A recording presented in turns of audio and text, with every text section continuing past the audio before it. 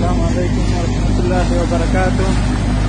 دغه حاجي صاحب انجینر خان محمد یو نوی شی جوړ کړی دی، ټول په تکنیک پریشل شروع دی، دوړې و دغه نشته،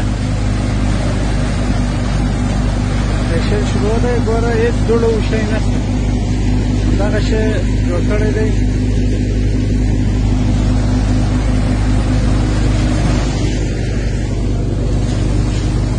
دغه سپینږیری حاجي صاحب جوړ کړی دی، دا انجینر خان محمد نومېږي،